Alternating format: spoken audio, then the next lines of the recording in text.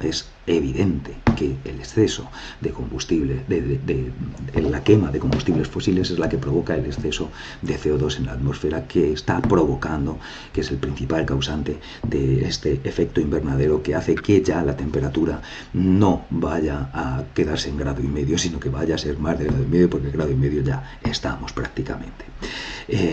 Una de estas pruebas es la que habla del estudio de los isótopos del carbono en la atmósfera. Mirad, un isótopo, para que recordemos un poquito algunos conceptos básicos de química y de física elemental que hay que recordar para entender esto. ¿Qué es un isótopo, ¿no? Los elementos de la tabla periódica, sabéis que tienen un número atómico, ¿no? Están ordenados desde el 1, que es el hidrógeno, que tiene el 1 como número atómico, hasta el que más tiene, que no sé ahora mismo cuál es. No me sé la tabla periódica, perdón, Mendeleev, pero no me sé la tabla periódica de memoria. Sé que el hidrógeno es el elemento más básico, porque el número atómico depende de los protones que tienen, es el que tiene el átomo de ese elemento en su núcleo, ¿no? Recordemos que los átomos tienen un núcleo que tenía unas partículas que tienen carga positiva, que son los protones, y dependiendo del número de protones, así va aumentando, y cada elemento, el primero es el hidrógeno, el segundo el helio, que tiene 2, así sucesivamente. El carbono tiene 6, el nitrógeno tiene 7, ¿de acuerdo? Tiene 7 protones. Los elementos, por lo tanto, tienen en su núcleo, los átomos tienen en su núcleo un número X de protones, que es lo que define el elemento, y el mismo número de electrones orbitando alrededor del núcleo, ¿no? En los orbitales de los electrones, donde tienen su movimiento de spin.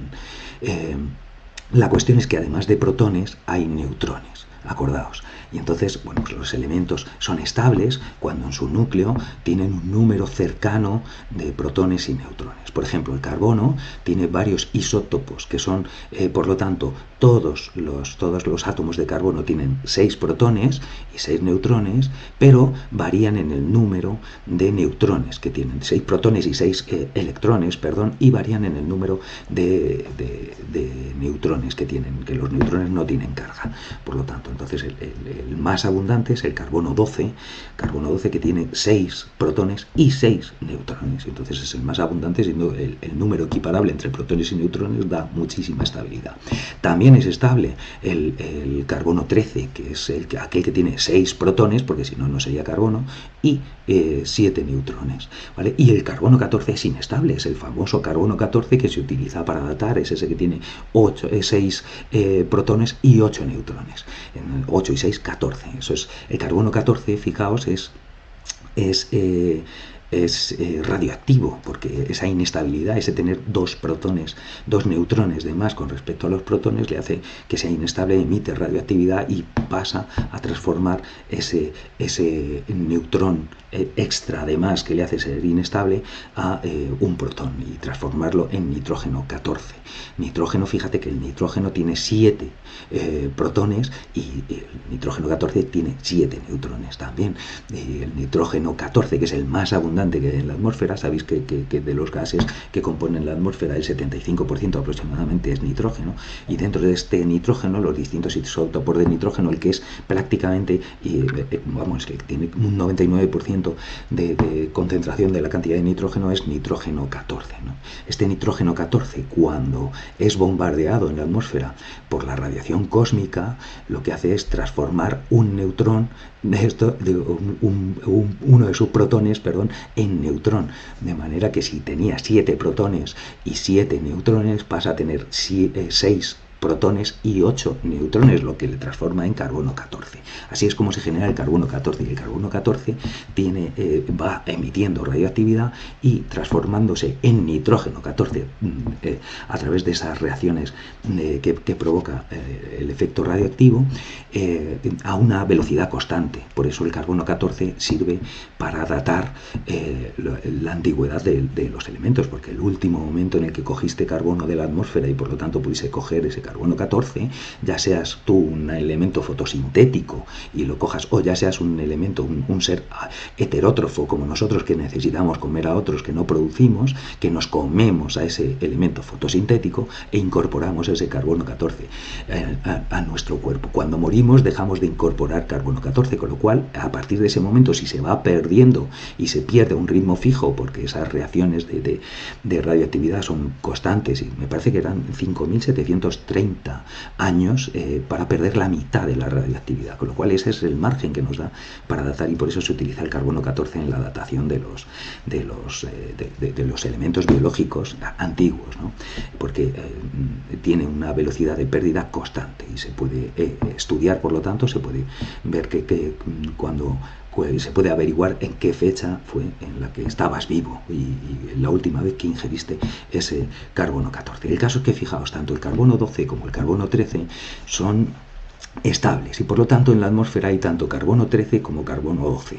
La cuestión es que el carbono 12 es inmensamente mayoritario, cerca del 99%, el 98 y pico, y cerca del 1,1% es la proporción que tiene de carbono 13.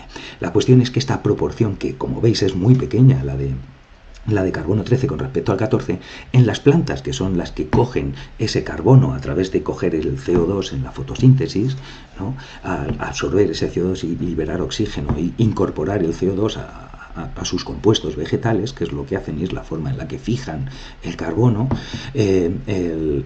lo que os digo es que en las plantas, como ese carbono 13 tiene un neutrón más, y los neutrones sí tienen masa, aunque son unas masas pequeñas de cada neutrón, ¿no? Pero es lo suficiente como para que en esa absorción del carbono que hacen las plantas se absorba principalmente carbono 12 y mucho menos carbono 13, con lo cual la proporción de carbono 12 y carbono 13 en las plantas es menor todavía que en la atmósfera.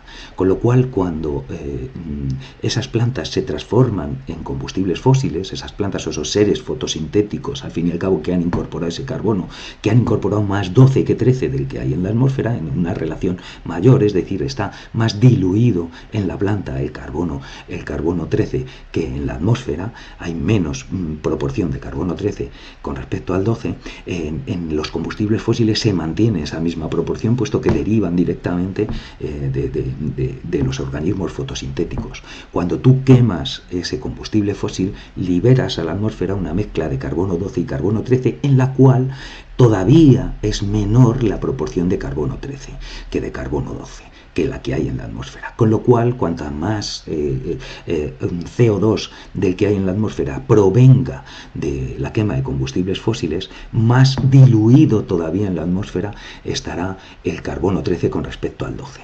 Eso es así, ¿no? O sea, imaginaos que en vez de ser carbono es agua con sal, ¿no? Pues si tú tienes un litro de agua con 4 cucharadas de sal y le añades otro litro de agua con 2 cucharadas de sal, tendrás en total 2 litros de agua con 6 cucharadas de sal, con lo cual cada litro de ese agua mezclada en realidad tendrá 3, se habrá diluido del que tenías originalmente, que tenías 4 cucharadas de sal en un litro de agua, ahora en cada litro tienes 3 cucharadas de sal, nada más. Pues lo mismo ocurre en la atmósfera. De hecho, que los estudios que van comprobando cómo evoluciona la proporción entre carbono 13 y carbono 12 en la atmósfera cuadran perfectamente con la emisión que se ha producido extra de quema de combustibles fósiles. Es decir, sabemos que de lo que se quema en los combustibles fósiles, el 50% de ello va a la atmósfera, y ese 50% que va a la atmósfera, con las proporciones alteradas, diluida, por lo tanto el carbono 13 diluye el total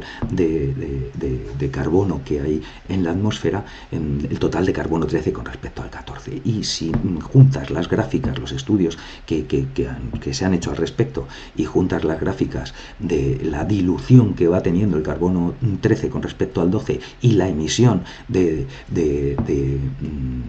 de CO2 por la quema de combustibles fósiles encajan perfectamente como un guante. O sea que estudiando los isótopos del carbono en la atmósfera y viendo cómo se va diluyendo proporcionalmente, se va diluyendo con una relación directamente proporcional a la intensidad de quema de combustibles fósiles. Con lo cual, los estudios de isótopos atmosféricos del carbono demuestran que ese carbono, ese exceso de carbono que hay en la atmósfera, no tiene otro origen más que la quema de combustibles fósiles.